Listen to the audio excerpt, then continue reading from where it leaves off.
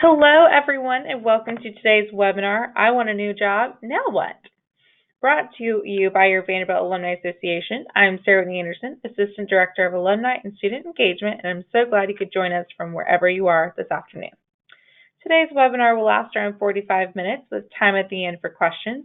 Please feel free to type those questions as you have them into the questions box on the side panel of your screen throughout this presentation, and I will make sure that they are addressed in some way before time is up. We will also be recording today's webinar, and we will post it on our webpage on VU Connect, and I'll also share it with you via email. Many of you know our wonderful presenter today from previous alumni career offerings at Vanderbilt, and I'm so excited she's here with us this afternoon. Hallie Crawford, an alumna of Vanderbilt, is a certified career coach based in Atlanta, Georgia. Her company, HallieCrawford.com, and team of coaches have helped thousands of people nationwide uncover their dream career and make it a reality. Hallie is regularly featured as a career expert in the media, including Forbes.com, The Wall Street Journal, CNN, AJC, and Fox Business News. I now turn it over to Hallie. Thank you, Sarah Whitney. Greatly appreciate it. And thank you, everyone, for being here today. Happy New Year. I was joking with a client the other day who said, how long do you think we can still say Happy New Year? And I'm at least going for the end of this month at the bare minimum. Thrilled to be here with you all today, especially as a fellow alum. And we are going to be talking about, I want a new job, now what? And we have the question marks, the extra one, behind this on our title slide today. Because a lot of times looking for a new job and thinking about, okay, what, is my next step can feel really overwhelming for people. And it's totally understandable to feel like, okay, I want something new, but what do I do? What are the first steps that I need to take in order to make this happen? So we're going to talk today about 6 basic steps to help you jumpstart your job search in the new year in 2020. And we know how overwhelming job searching can be because we have worked with clients for, it will be actually 19 years in March. And I know I sound like I'm 12, I'm actually 46, so have been coaching and training for a very long time with my own organization. And we understand with our clients how overwhelming job searching can be because it's not most people's favorite thing to do, which is why we're going to be talking about what we're discussing today. But part of why it can feel so overwhelming for people is if you take a look at this first slide here, it's overwhelming for so many different reasons. And a lot of people will just avoid the job search in the first place as a result of this, which we totally get. There's new technology out there beyond even just LinkedIn, different apps that you can use for your job search, et cetera. So with all that new technology out there, it can feel overwhelming, especially if you have not conducted a job search in a really long time. There's also information overload all over the internet. People will always tell us, gosh, there's so much information out there. I don't know where to start. And part of the problem, too, is that our clients will tell us, and we see this as well, is that they'll get different information or kind of differing opinions from different sources.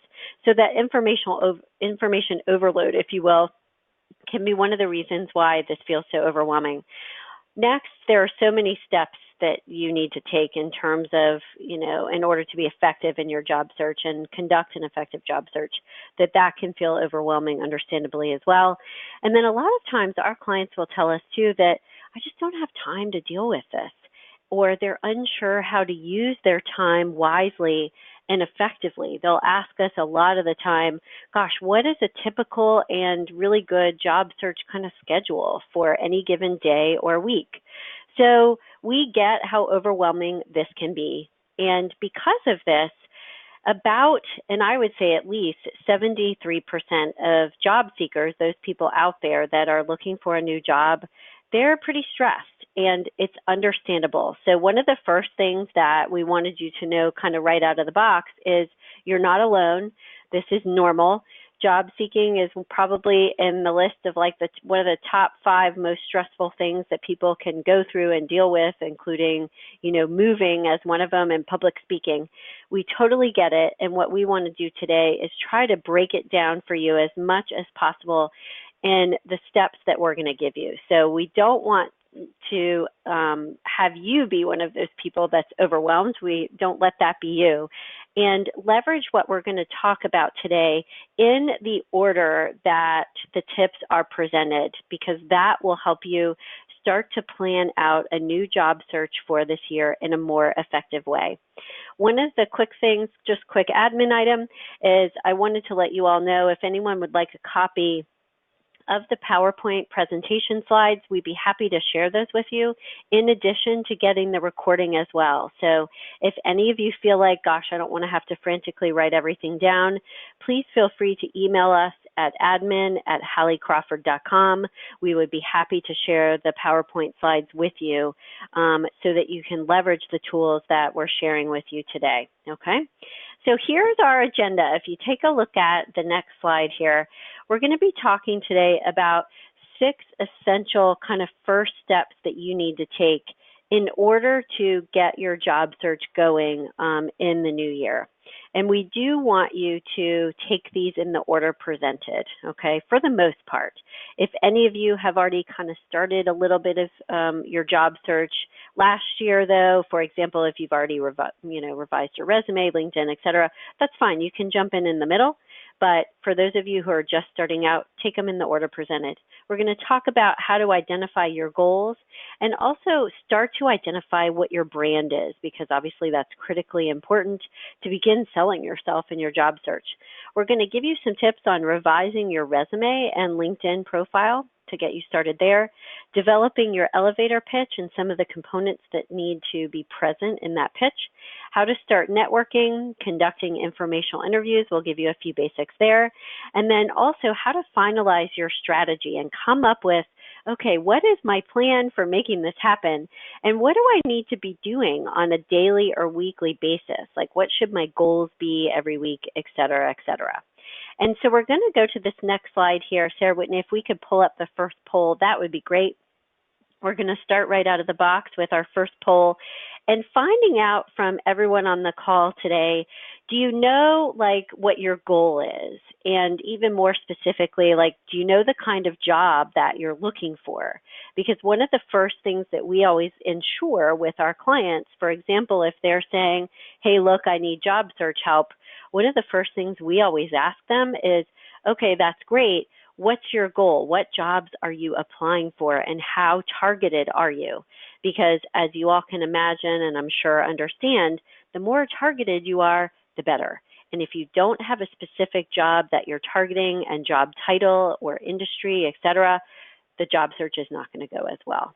So if you could fill out this poll for us first, that would be great. And then Sarah Whitney, if you could share the results for me, that would be awesome. I'm only techno babe so far, and I can never figure out where to see these. I got you. So right now we're at 80% yes and 20% no. Wonderful. Okay, that's good for me to know as well, in order to kind of adjust the content a little bit as we talk today. So make sure, by the way, that you are targeted. And one of the things that we want you all to do, especially that 20% of you today who don't know what your goal is, but even the people who do feel like you do, make sure that in order to identify your goal and be really clear with it, that you have targeted and understand what your ideal job is in terms of these pieces of our career model. So just really quickly, this is our ideal career model that we use with all of our clients. It shows you the 8 things you need to consider in order to know that you're headed in the right career direction, so that your goals are the right ones, or to help you identify your goal in the first place, everybody, okay? So if you take a look at this really quickly, these are the different components or factors that you need to consider in order to be sure that your career goal or the next job that you're going for is going to be the right one for you. You want to make sure that you're considering what's going to be most fulfilling and rewarding to you, that the tasks that you're going to be performing are going to be enjoyable for you and the ones that you want to be focused on. You want to ensure that the next position is going to be leveraging your strengths effectively the majority of the time. And also, by the way, those strengths that you want to make sure that you're leveraging now, because we do have people come to us, by the way, that will say, gosh, I'm really good at this, but I'm sick of doing it. So you want to make sure you're looking at your most enjoyable strengths. that the new job that you're looking at or a career path is going to leverage your education in the way that you want it to, if that's relevant for you, that it's going to leverage your past experience in the way that you want it to, that it's going to fit with your personality type. This is a big one, everybody. Make sure that the culture of the organization is going to be a fit for who you are as a person and your personality type, as well as the role is a fit for your personality type too. And personality type, by the way, interacts or interplays or affects enormously the right work environment for you. So even if you feel like, yes, I do know the types of roles I want to be targeting and the job titles, that's great. Make sure that you're looking at organizations that are going to have the culture that fits for you, and the values of the organization are going to be aligned with yours, as well as the leadership and the mission, okay? So work environment is critically important. And then finally, you also need to obviously consider compensation. So when you're looking at and trying to decide, okay, what is your ideal job and what should the next step be, make sure that you use this checklist to either clarify what your direction is in the first place, or make sure that you're on the right track. If any of you feel like, ooh, I probably need a little bit more help with this and identifying the right career direction, I did want to offer you this alumni discount that we're just now starting to offer to the universities that we work with. It's a 50% off coupon for our ideal career workbook that helps you once and for all figure out your career direction or your career path for the rest of your life. So if you go to this link at the bottom, and you plug in this coupon code when you're checking out, you will get 50% off. Please feel free to use that at any time. It does not expire at any time. All right, so as part of step number one, and being clear about what your goals are, what we talked about in our agenda a minute ago was also as part of that identifying and understanding what your brand is. And I wanted to share with you all what we believe is critically important to add to your branding statement when you're starting to develop that for yourselves, okay? And these actually piggyback on, these are components of the career model that I just shared with you. So I'll have you take a look at that on the next slide in just a second here. So we feel strongly that when you're understanding what your unique selling points are and what you bring to the table in order to sell and promote yourself in your job search, you need to fully understand from a complete picture what your brand is. And we believe that your values, your passion, and your interests go along hand in hand as part of your brand. And what I mean by this is your brand is not just about your strengths, your education and experience, and your like tangible qualifications, if you will. It's also about those intangible things, why you do what you do every day, why you enjoy it, what is appealing to you about this career path that you're pursuing, whether it's a new one or the same one, okay? So we do suggest to our clients, by the way, that they talk about their career values in their LinkedIn profile in their About section. And it's completely acceptable, and we encourage people to reference a couple of those when they're in an interview and talk with an employer about their career values and, again, why they're passionate about what they do. We had a client we worked with several years ago who was a VP at an organization, and he was charged with growing a specific department that he was in and was hiring, I would say, about 11 people, new positions within the next 3 months. And one of the things that he told us point blank is that if any of the candidates could not tell me why they're passionate about what they do, I'm not going to consider them for the job. So this softer side of job searching and talking about what makes you tick and what's important to you, why you do what you do, is an important piece to your brand.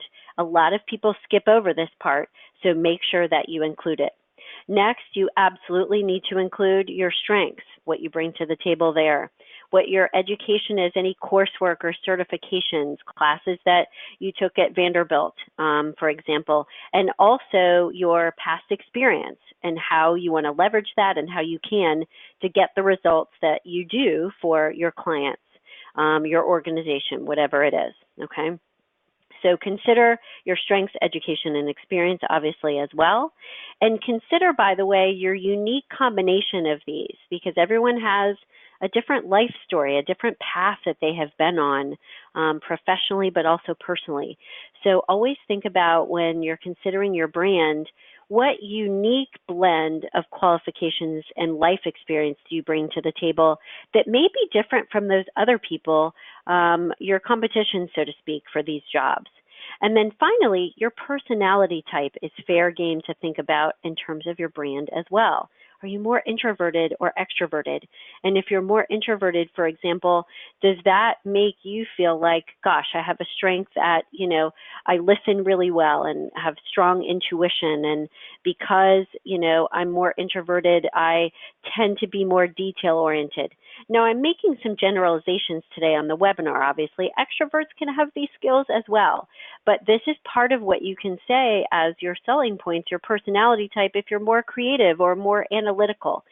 Point those out in your branding statement and talk about those in your LinkedIn profile and your resume as well. It's kind of like your soft skills, everyone, in addition to your tangible hard skills. You want to have those hard skills, again, looking at the career model of your tangible past experience, your certifications, and your strengths. But also think about, again, those soft skills of personality type, because those can be, at the end of the day, when a prospective employer is looking at the range or pool of candidates, and everyone, let's say, or a lot of them have similar qualifications, the thing that's going to push you over the edge to get that interview and get the job offer is going to be your soft skills. Do they feel like you've got a strong work ethic? You can work with a team. You can manage conflict effectively. You've got change management experience or skill set, okay? Whatever those softer things are, be sure that you sell those as well in terms of your job search, okay?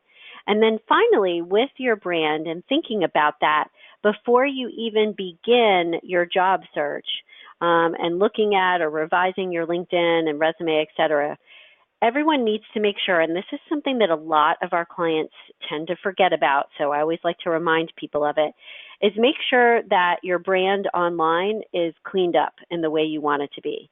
Because if you look at this statistic, it's a big number. A lot of employers turn down candidates because of something they found online that they didn't like, okay? So you need to be careful about your online presence.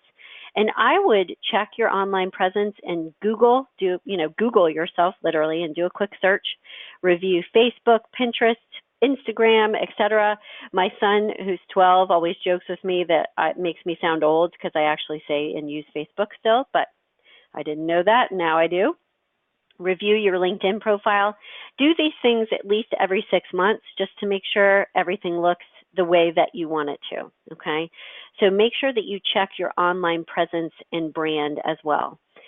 Step number 2, let's look at that one next on the next slide here. So our second step after you're making sure that your goals are the right ones and you're headed in the right direction, and starting to identify for yourself at least, okay, here's my branding statement, here's what I need to be saying on my resume and LinkedIn, et cetera, and in my cover letter. We want you to update and revise your materials. We always do this with clients first to make sure their materials are in place. And just really quickly, when we take a look at this next slide here, a couple things that I want to just kind of add to these is we do want you to make sure that your resume is always tailored to each job you are applying for.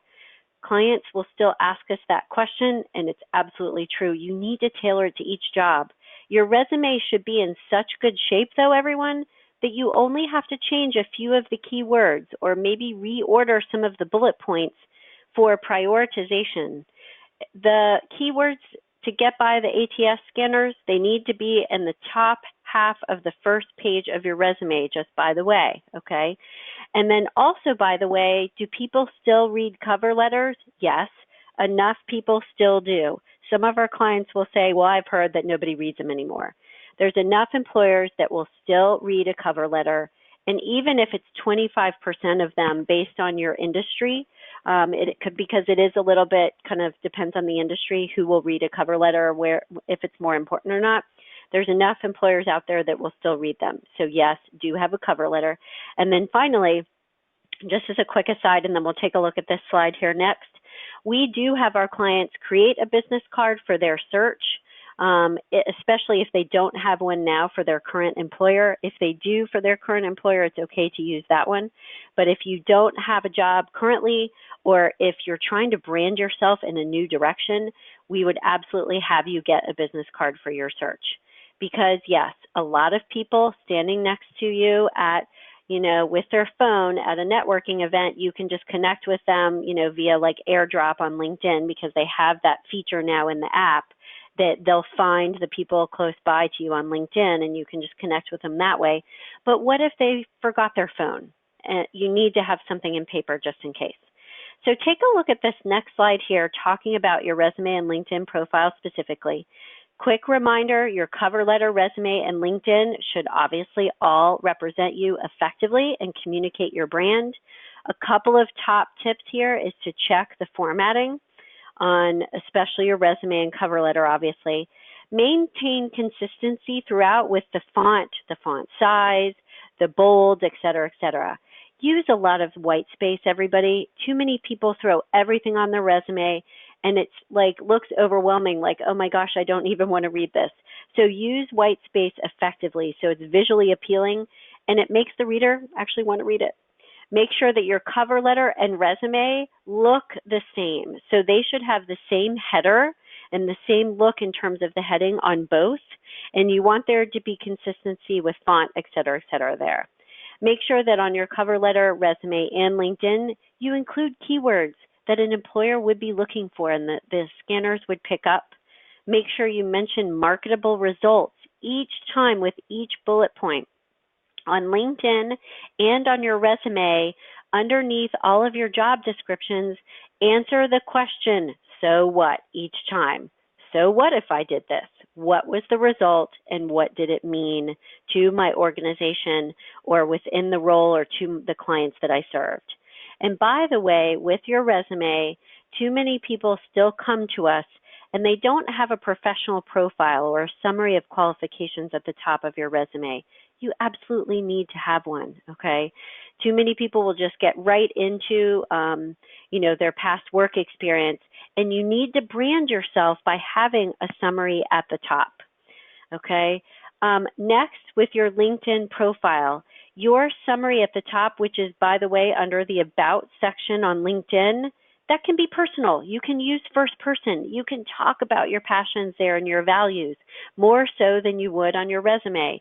You can talk about your career progression and history in a more personal kind of storytelling fashion. And that is how LinkedIn is different from your resume. Obviously, make sure you have a professional photo. You want to make sure you have measurable results, again, as we said before. Get recommendations. Too many of our clients come to us with no recommendations on LinkedIn. They make a difference. Get at least 3 to start. By the way, you can use excerpts of them on your resume and in your cover letter, and we have clients do that. That looks fantastic. Again, use keywords, and remember, in your settings on LinkedIn, make sure that you go through those with a fine-tooth comb. Check the box that says, I want to be viewed by employers and recruiters, and turn off the make it public every time I make a change to my LinkedIn profile so that your current employer isn't checking things out and wondering why you're making all of these updates. And then finally, proofread. Have a coach or a friend read both your resume and LinkedIn. We get that, especially if you're a good writer, it probably seems unnecessary, but there are so many clients that will still come to us and they've got a few spelling errors in there. Even if they've looked at it, we get so close to it, it's hard to see things sometimes.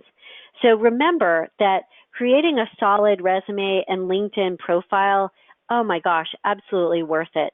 More than half of candidates that are actually applying for jobs, they're eliminated from those online ATS scanning systems, okay?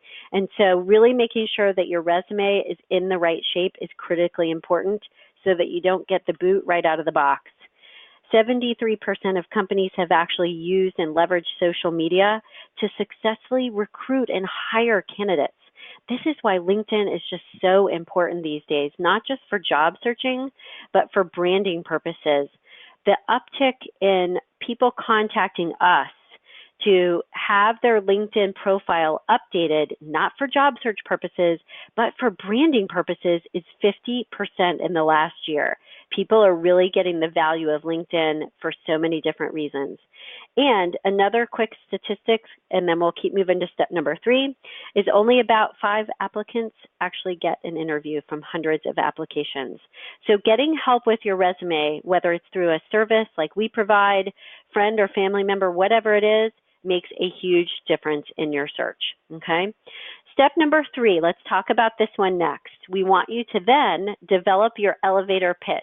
And the reason why we bring this one up now is because a lot of times, once you've developed your professional profile or summary at the top of your resume, your elevator speech or pitch can be kind of excerpted from that. So we don't want you to have to recreate the wheel every time, guys. We want you to be able to use the material and, time you spent on that in different creative ways. And we'll get to our second poll here in just a moment. So what is an elevator pitch? We probably all know what this is, so I'm not going to read this to you. We know that it needs to be short. Remember that it's about the benefits that you provide, the results that you achieve for your clients, your customers, your organization, whatever it is. And we want you to make sure that it's memorable. My elevator speech is, I'm a career coach, and my company helps people find jobs that make them want to jump out of bed in the morning to go to work. It's more memorable. It explains to people what we do, okay? So keep in mind that you want to have a really memorable elevator pitch. Let's go ahead and pull up this poll, Sarah Whitney, if we could. How many of you currently have one? And I would kind of add to this, actually, have one that you feel is effective. Because I'll tell you that when I go to these networking events or I'm giving a workshop or presentation, and they go around the room and they have everybody do their elevator speech, only about 13% of the people actually have one that is the way it's supposed to be and that is targeted, effective, and results-oriented. So a lot of people will think, oh, yeah, I have one. And then when it comes down to it, it's not the right thing. So as you all fill this out, take your time with it. And then Sarah Whitney, if you could share the results, that would be great. And then while you guys are filling this out, actually, I'm going to move to the next slide here too, so that you can start to think about your elevator speech and the important components. All right, we've got 18% with yes and 82% with no. Okay, so you're in the right place. I like that answer for the purposes of what we're doing today. So practice it on friends, family members. We do offer a free career strategy session. I'll put notes about that up in just a few minutes, but I'm happy to work with you on that. What I have found is it's a lot easier for me a lot of times to help someone write their elevator pitch for them because we're objective about it, right? And we do this all day, every day. Sometimes it's hard to write something down about ourselves. So please, be patient with yourselves and understand that it is hard to do it for yourself sometimes. These are the pieces, if you take a look at this next slide here, that you need to have included in your elevator pitch. And in the next 2 slides here, I'll give you a couple of examples so you've got those and can download them later once you get a copy of the presentation. So you want to identify your target audience. You need to make sure that whomever you're going to be speaking to at this next networking event or whoever it is that you're talking to, that you're speaking to what their needs might be, okay? So you want to adjust your pitch at least a little bit based on your target audience. Write down the deliverables. These are the, results that people achieve from working with me. Choose an opening sentence that grabs their attention. I'm the person that you need to contact when you need this, this, and this. That, by the way, is a way that we help our clients start to think about what they could say in their elevator speech. If I need what, why should I be calling you? So I'm the person that you call when you need blah, blah, blah to happen, okay? And then definitely practice it multiple times with different people so that you make sure it rolls off, your tongue easily and you feel confident about it. A couple of examples here on the next 2 slides. Here is one from one of our clients who is an environmental engineer and consultant. I help government agencies and private companies navigate through the environmental compliance minefield. And guess what? Most people would understand, like, oh yeah, I could totally see how environmental compliance would be really complicated, right? So he's speaking to anyone and the lay person to understand a critical pain point that anyone would get. He delivers results for his clients, and his projects are always completed on budget and on time, which, by the way, for his industry does not happen all the time. So this is another pain point that he's speaking to. If you take a look at this next one, for a marketing consultant and writer, I help companies and people write about their products, services, and victories so they can get their amazing stories out into the marketplace. God, I say and talk so quickly during these, sometimes I stumble. Everyone has an illuminating story to tell. So these are two possible examples. And when you look at these, they're memorable. It tells the person exactly who you are, as well as the results that you achieve. Now, here's the deal, everybody, and here's how to get set up with our free career strategy session if you feel like you need help with your elevator speech or anything else.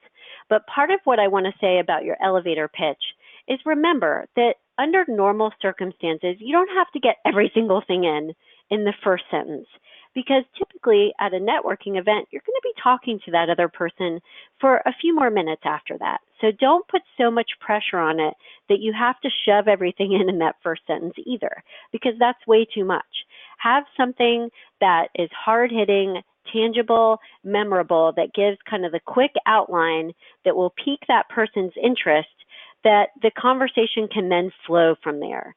So just keep in mind too, as you're working on your elevator speech, you don't have to have everything fit in at that very beginning, okay? The conversation will continue as you can progress, and you can talk more about your strengths and personality type and experience as you go, okay? So just email us, by the way, if you need help with this or anything else we're talking about today or any other career goals. I would be happy to offer anyone listening in later or on the call today this free career strategy session to get some additional advice on anything you need assistance with. Happy to do that. Let's take a look at step number 4, and this is networking. So after we have our elevator speech, we've got our business cards, et cetera, in place, we want to start getting out there, obviously, and networking. And, you know, get out into attending association meetings, networking meetings, et cetera. Here's the deal with this one. Just as it is with job searching in general, honestly, I don't think I've heard any client in the 19 years I've been doing this, maybe one or two, actually say to me, oh, I love networking. It's just fantastic. There are plenty of people out there that do, but please know if you're one of those people that's like, oh gosh, this is not my favorite thing, you're totally normal. That's okay. It's typical, especially if you're more introverted like I am. It's not always my favorite thing either. However, you absolutely have to do it. It's a necessary tool in your toolkit for job searching. Because guess what? Even though there's LinkedIn, there's online job boards, you know, with the internet, obviously things have changed a lot. Still, the statistics show that between 60 and 70% of the jobs out there that are found and secured or landed are found through networking. So you still need to do this. There are lots of different ways that you can find or conduct your networking efforts, okay? Through LinkedIn, obviously. Facebook is another way. Meetup.com, you may find some local groups in your area. When I first started coaching a long time ago, Meetup.com, it wasn't even in existence. And then I would say about halfway through my coaching career, whenever it was launched, it has become much more prevalent and useful. So I would check out meetup.com. Your alumni association, this is a great way to leverage the Vanderbilt connections that you either have now or that you can create. So attend alumni association webinars, meetings, online events. Use the online door-to-door network. This is where your alumni association can come in hugely handy, because people are going to be more likely to respond to your networking efforts when you put fellow Vanderbilt alum in the subject line of your message. Check out industry associations as well, and even social groups. And let's go ahead and pull up our next poll here, Sarah Whitney, if we could. How many of you have used LinkedIn for your job search? I'm assuming this is going to be pretty close to 100%, but we'll see. But by the way, just as you guys are filling this out, social groups, okay, we've all heard networking happens everywhere, and it sounds really cliche, I know. But we have had clients get interviews from being at their spouse's, cousin's wedding and talking with the father of the bride who was an architect and getting an interview that way, all the way to, person in Atlanta where we are located, who's from Boston and went to a Boston Red Sox viewing party at a bar and met someone who connected him for a bunch of interviews at Bank of America, all the way to another client who got an interview through his daycare provider. So honestly, networking really does happen everywhere. So you need to tell as many people as you can that you're looking, because you just never know. Sarah Whitney, if you could read the results, that would be great. I got you. It is 87% yes and 13% no.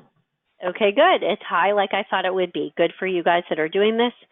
Remember that with LinkedIn, the LinkedIn Vanderbilt alumni group on LinkedIn is also very effective as well.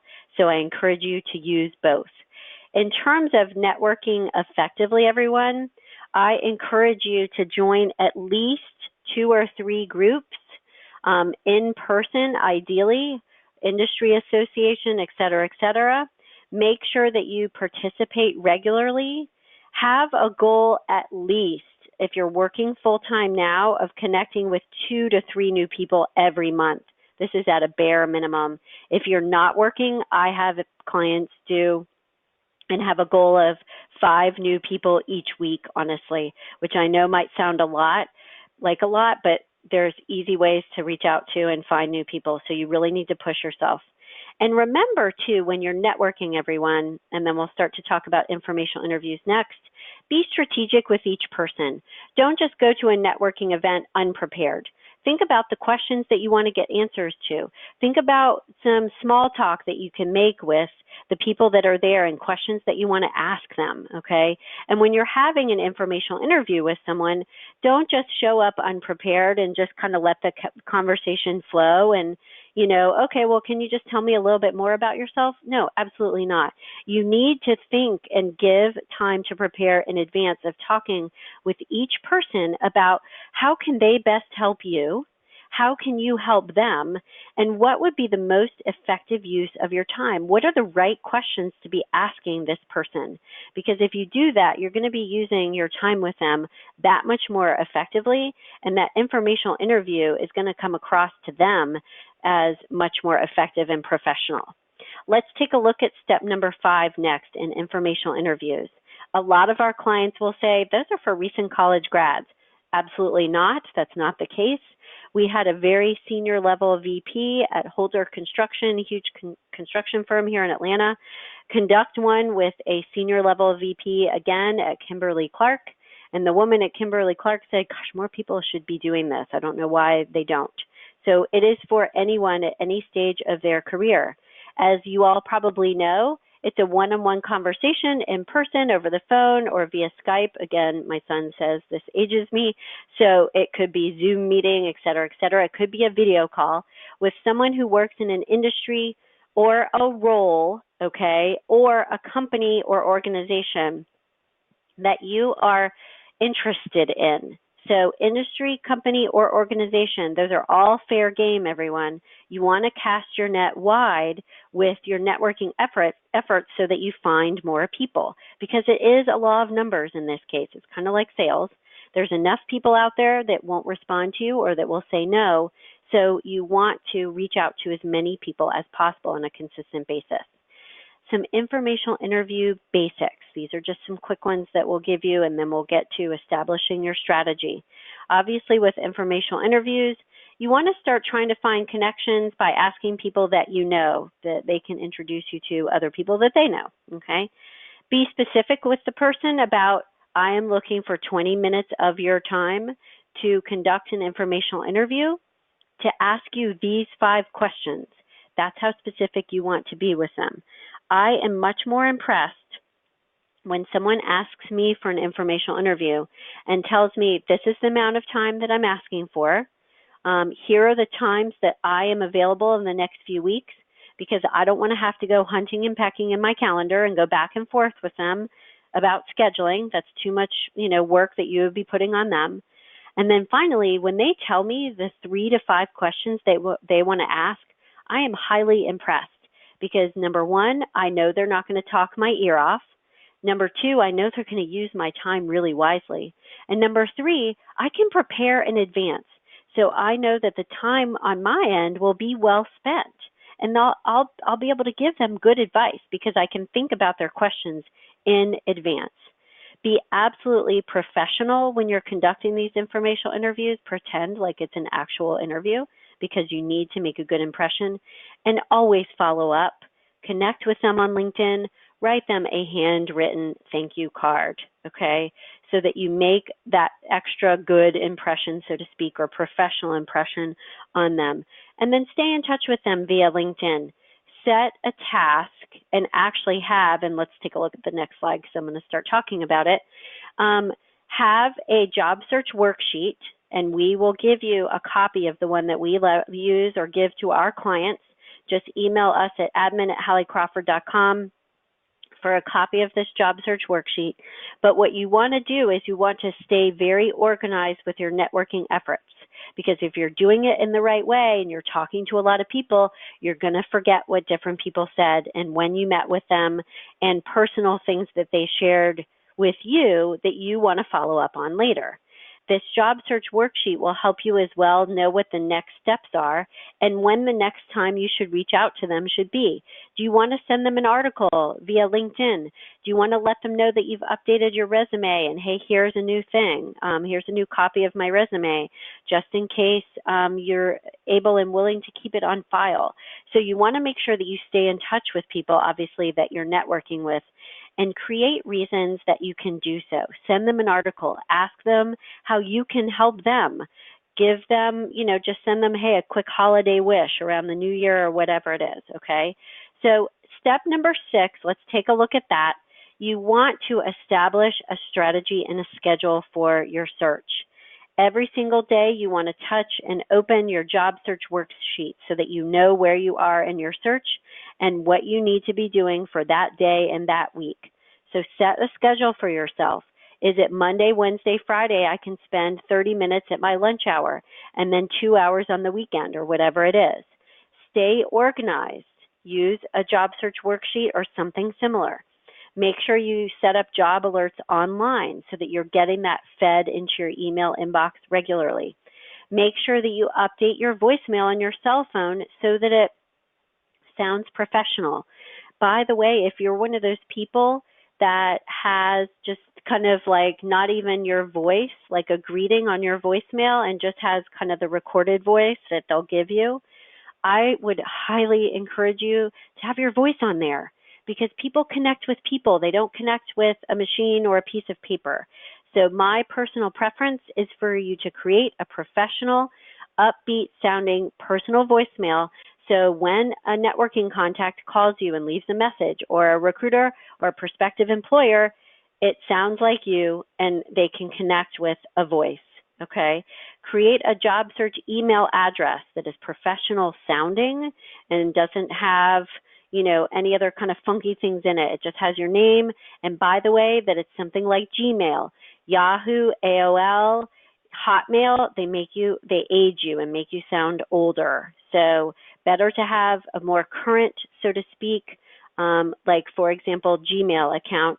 Make sure you have an automated signature line in that email that has your LinkedIn profile, your branding statement, a photo, so they, again, can connect with you as well. Automated professional signature line. And make sure, too, that as part of your job searching strategy, you practice self-care.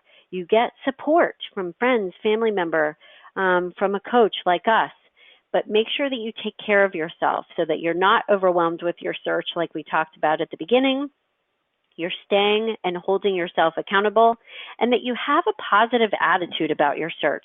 because that is definitely hard for people to stick with sometimes. We get that it can be frustrating because job searching can take a long time, okay? So make sure that you're doing things, working out, you have a playlist for your job search or when you're driving home from your current job or whatever it is to get you in the zone, in the mode of a positive attitude for your job search.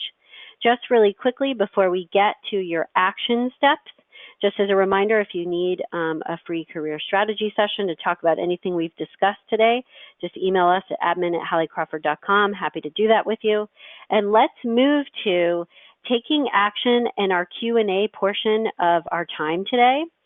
So I want you all to get out your pen and paper, please, and write down 2 action steps that you will take in the next week while it's fresh for you. It could be I need to review the ideal career model to either define my direction or narrow it down. It could be I need to start conducting informational interviews, or it could be signing up for a career strategy session. Whatever it is, please write 2 action items down that you will take in the next week. And then also at this point, everyone, please feel free to go ahead and start to enter in questions in our chat box. Sarah Whitney will field those for me as we go. And just as a quick reminder, everybody, if we don't get to your question today for any reason, or if you think of a question later on that you want to ask, please feel free to reach out to us at admin@halliecrawford.com.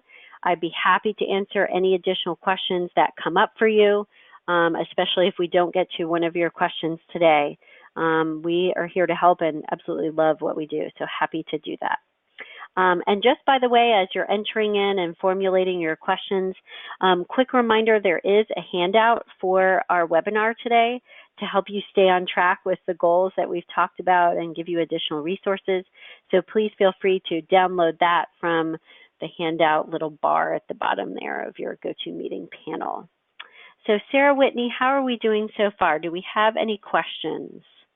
That we do. We've had a very attentive audience, so we've got already several loaded up. You ready? Yep, ready. All right. First question. What are best questions to ask or steps to take to properly assess firm's culture as a fit? Yep. So informational interviews are really good here.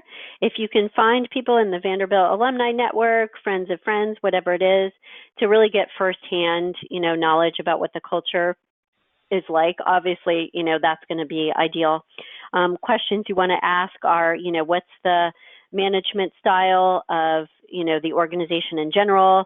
What is the kind of philosophy of leadership? What are the corporate values and how do they live by those, so to speak? How does the organization honor them?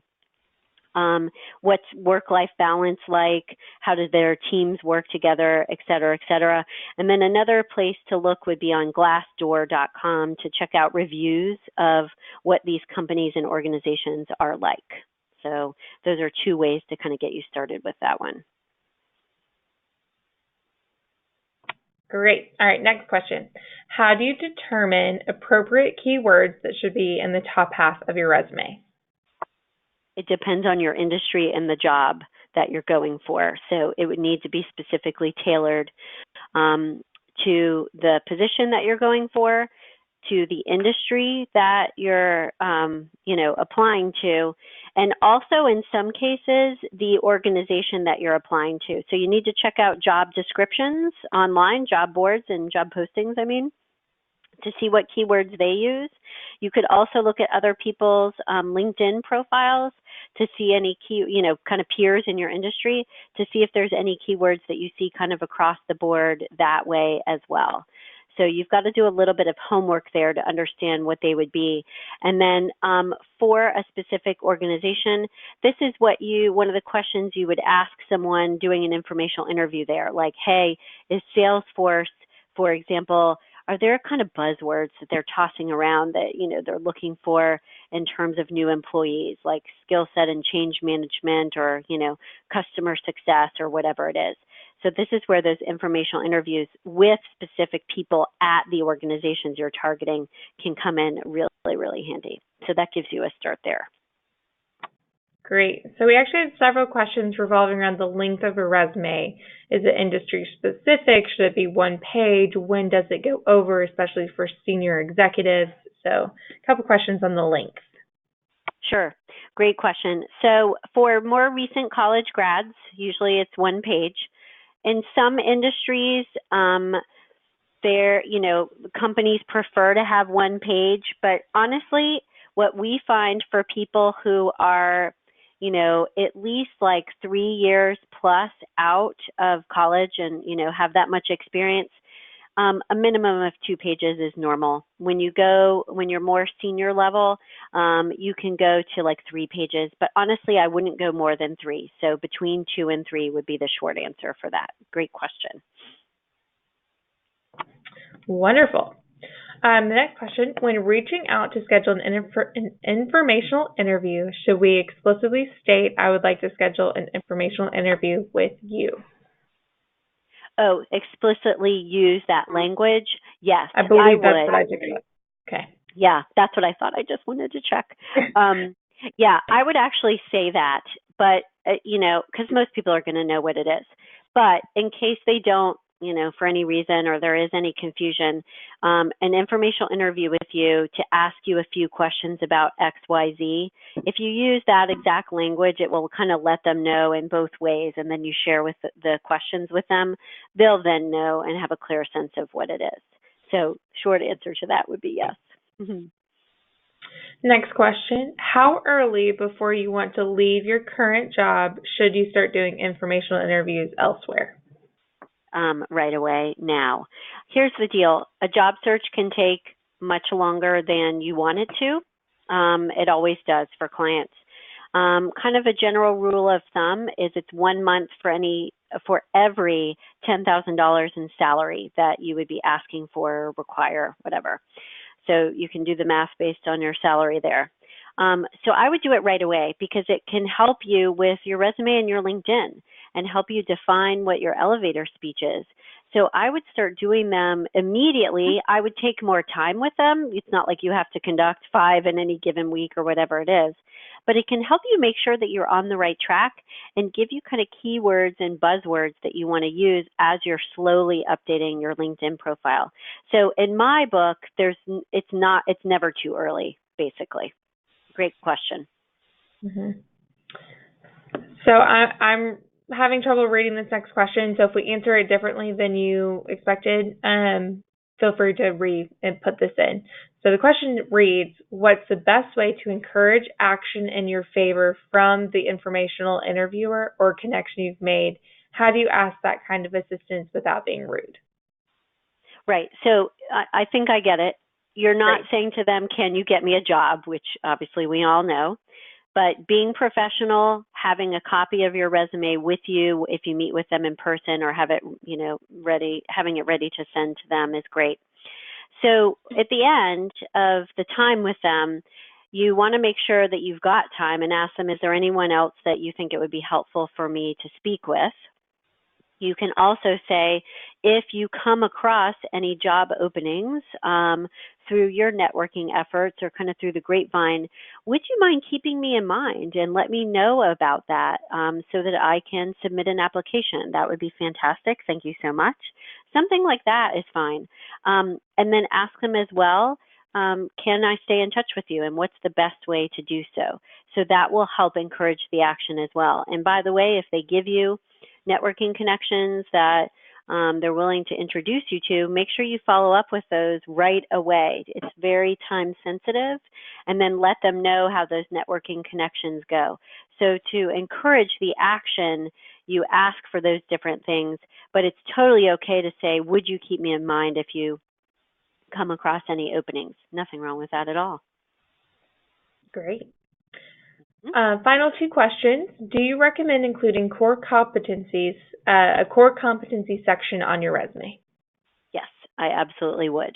So we always have our clients do a summary that's kind of a paragraph format at the top, and then a bulleted list underneath that of the core competencies. Absolutely.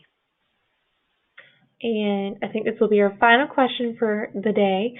I recently applied for a job found on LinkedIn and the contact was a generic email address. Do you recommend trying to follow up by phone or email, and how when I cannot find any specific person to contact? Absolutely. If you can, unless they tell you not to, if they say at any point in the process or on the website or anything else, do not contact us, don't contact them, obviously. But if they don't say that, and a lot of times you're going to get a generic email, I tell people to go, no holds barred in terms of following up. As long as you're professional, you can be a pest. So I would try to find get the phone number, the main line of the company and organization, and call them a couple times. First, ask for human resources and see if you can get somebody there to check up on it and, follow up. Ask for the manager of the department that is, the department that you're applying to, and at least find out who they are, and then look them up on LinkedIn and send them a message. So to me, again, unless they say don't contact us, I think as long as you're professional about it and say, I submitted an application for this position and I was hoping to connect with you on LinkedIn, wanted to let you know I'm very interested in this position for these reasons, there's nothing they can argue with about there. So I would try to find HR contact information as one route to take, but then also who the hiring manager might be or someone within that department that you could send them an email or call them just to find out more. When we work with clients on these scenarios, just by the way, I'm giving a very generic answer just because, I don't know the specifics. But when we work with clients on these situations, we usually have specific things that we tell them based on where they are in their search, what the company is like, and all of that. So in this situation too, if you want more specific advice there, I would definitely schedule that strategy session because it also depends on so many different factors in terms of the application process for where you're looking. But that's kind of the overall generic advice, so to speak. Great. We did have one more question since we're just down to the wire. Why not? The question is, do you recommend using job boards like Indeed? Yep, absolutely. Remember that the majority of people get jobs through networking in other ways, but absolutely. Leverage Indeed. ZipRecruiter is starting to gain more of a foothold, and I also like Glassdoor.com. All of those are great. Perfect. Well, Hallie, thank you so much for sharing your wisdom and encouragement with us today. I know I took a lot of tips and tricks from today. It's always good to freshen up your resume for when you are ready to job search. I want to encourage you all to check out our career resources and events, both electronic and in person. This spring, we will actually be having a new program with Hallie, Jumpstart Your Job Search Boot Camp. So if you found a lot of information today helpful and maybe want a few more one-on-one ideas, more things you want to be working on, and Hallie is truly fabulous, you should sign up. All of that information is on VU Connect. I will also include it in the email with the archive link of today. So be on the lookout for a feedback request, today's webinar, and more information. And as always, if you have any questions, please feel free to reach out to myself or Hallie. We are always looking to improve upon our offerings for our alumni, so please be in touch and let us know how we can best support you. Thanks again for joining us, and have a great day. Have a great day, everybody. Thank you.